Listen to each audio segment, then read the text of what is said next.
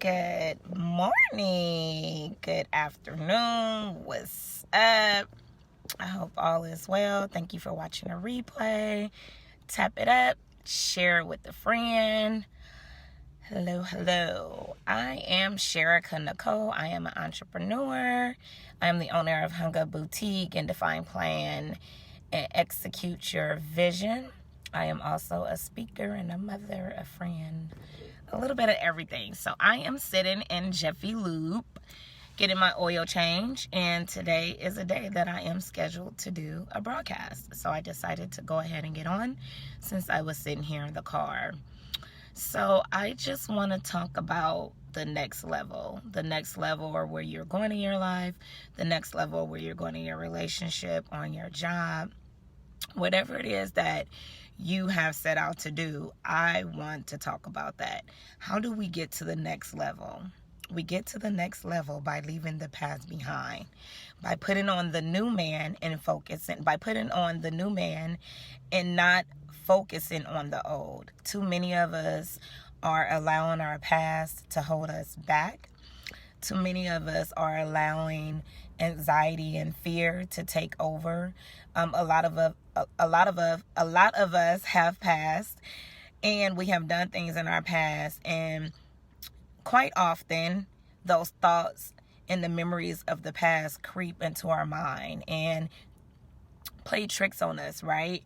It reminds us that we're not worthy, or we are still of the old. However, in Isaiah 43:18-19, the Lord talks about putting the old things behind you and focusing on the new thing. He said in Isaiah 43:19 that, behold, I will do a new thing, and now it shall spring forth.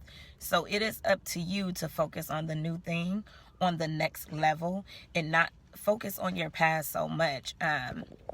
Even for me, this is a message to myself. This is a reminder to myself that I need to not worry about the old me, right? Because God now lives in me, and he is doing a new thing within me as long as I am allowing him to operate and move in my life. So it is really important that we don't focus on the past. It's really important that you focus on the now.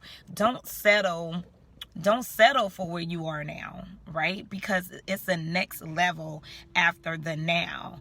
And you don't want to get caught up with settling for the now.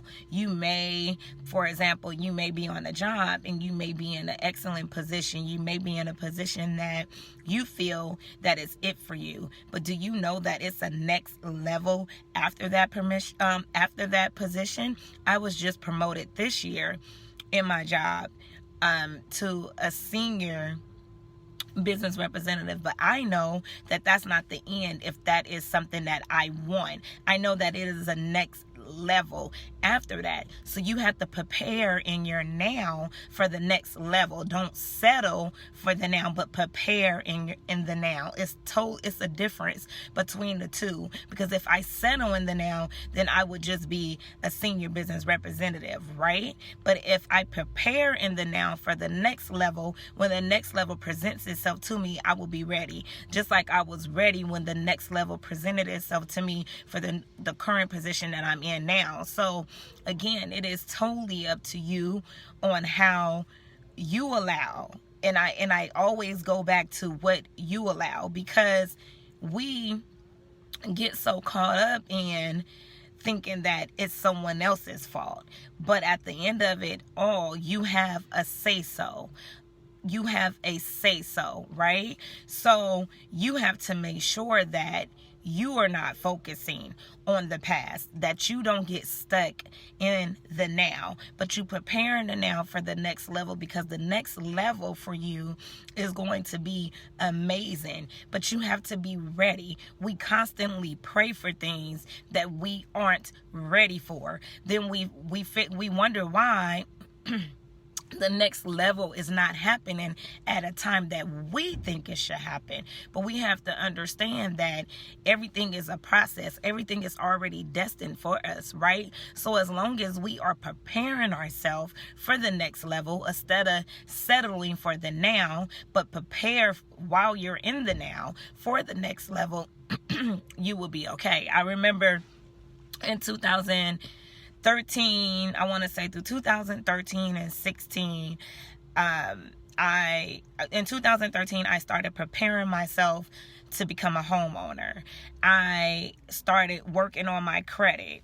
And everyone was wondering, like, oh, you have to get a house this year? No, but I have to prepare for it, right? So I decided to take control of my finances, right? I couldn't focus on the old me and how I dealt with my finances. I had to start focusing on the preparing in the now, right? For my finances, for when the next level do come, that I will be prepared for it and I will be ready for it. So when the opportunity presents itself, I won't miss it, right? So I started preparing. I paid to get my credit fixed. I got it all worked on. And mind you, I did all of this when I got laid off. I had two things in mind when I got laid off in 2013. If you don't know my story, just stand by. I do have a book coming to where I'm telling my story about everything and all the trials that I've been through and how I got over them. Just presenting you with tools and things that can help you along the way.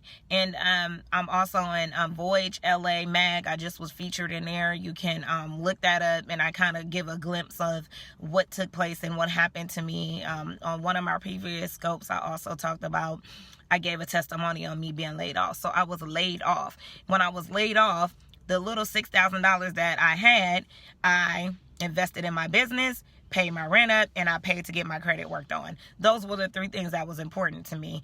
Everything else after that, it was literally all on faith, right? So long story short, I started working on my credit, and I started preparing. I got approved in 2014 to get a home. Every area that they wanted me to stay in, I didn't agree with. I felt that I wanted something better. I didn't want my first purchase to be like that. Plus, I got two boys, and it was certain areas. I'm from I'm from Compton, California. So the surrounding areas that the homes that I was approved, and the areas that I was approved to stay in, I know that you can't just move in with a 15-year-old boy into a neighborhood where there are gangbangers, right? So I had to make sure that I wasn't getting it as to be a rental property. So everyone was in my ear, Sherika, you approved, just go ahead and get a house. And you have to, and let me just stop right there. You have to be careful with listening to other people. Yes, I was approved for the house. Yes, I wanted a house, but was it time for me to go ahead and move into a home? No, it was not. So it's important that you are so confident in who you are and what it is that you know God told you, that you are able to stand firm and what it is that you know is meant for your life. Because if not, guess what I would have did? I would have went on and moved in one of those houses, right? I would have signed my name on the dotted line. But guess who would have had to pull up in that driveway every night? Me, not them. So you have to be careful in everything that you do and know that what's for you is going to be for you, and it's going to happen in the right time. So anyway, I didn't get a home. So in 2015, I found a home. I put the bid in. I was happy with it. I didn't get the home. It was given to a couple. Their debt to ratio was better than mine. Mine was messed up. Mine was too high. So that was that. So I kind of put a still on the purchases because everything that I wanted, it was always a problem. But again, I said I wanted.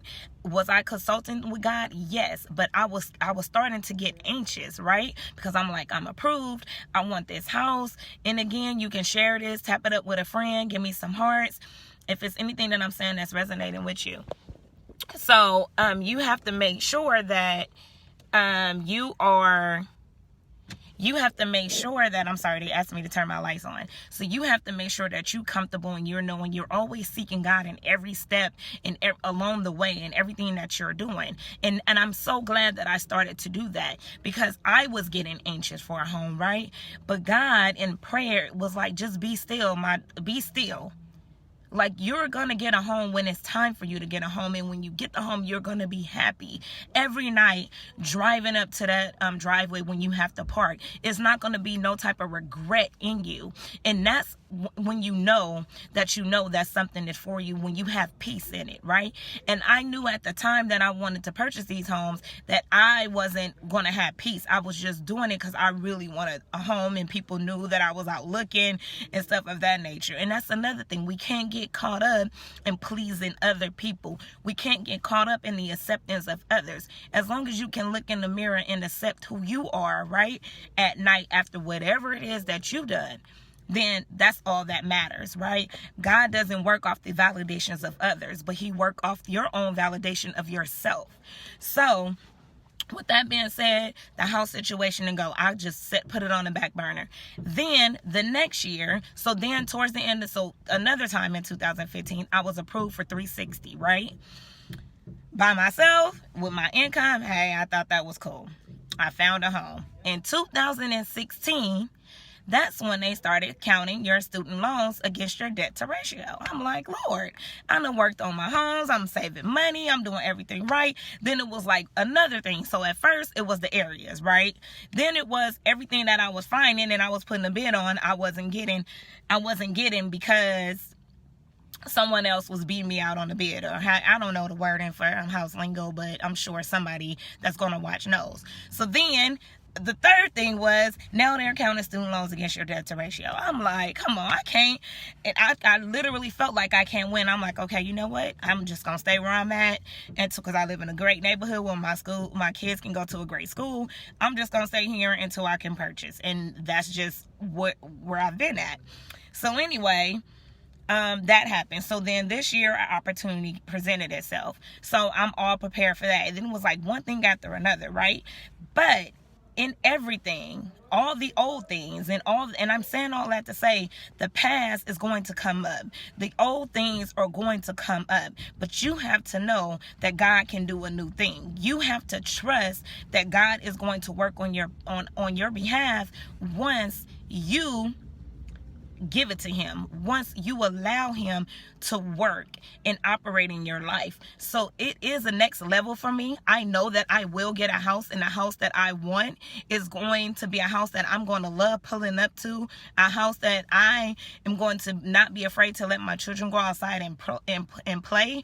So you have to know. So I know it's coming, right? Because guess what? In my now, I am not settling. In my now, I am preparing for the next level. And you have to be prepared. God had to prepare me. At the time that I thought that I was prepared for a house, I was not prepared for a house, because things with a house, all kind of things come up, right? If something go on with the sprinkling system, guess who's responsible for it? You are, not the landlord. If something go on with the plumbing, guess who's responsible? You are, not the landlord. So although a lot of things looked right to me, right in my eyes, God was protecting me. Let me say that again. Although everything looked right in my eyes, God knew that everything was not. So he was protecting me. Sorry about that. So you have to make sure that you are preparing in your now and you're not settling in your now. You have to know that there is a next level. There is a next level. So don't settle. Don't focus on where you are now. Don't settle for the now, but prepare in the now for the next level. I am Sherika Nicole. Know and always remember that it is all on you. You can follow me on Instagram at I'm Sherika Nicole. You can follow me on my business page at I am Hung Up Boutique. You can follow me on my other business page at DPE Your Vision. I always get mixed up with all my business pages. I also have a fitness page called Fancy and Fresh Fit Challenge on Facebook. You can join that group. And I just want to thank you for tuning in. Again, you can always tap it up, give me some hearts. You can share it with a friend. And remember, the dream is dead without you.